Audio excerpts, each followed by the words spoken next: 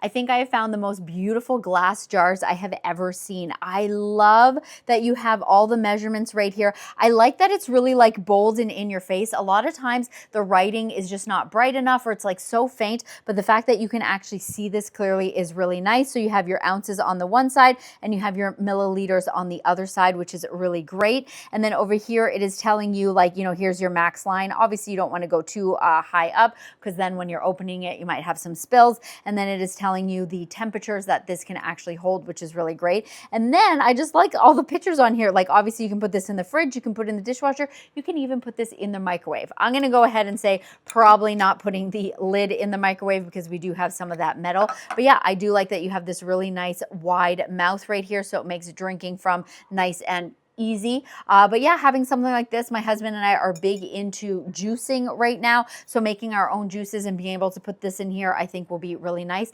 And it is a 4-pack.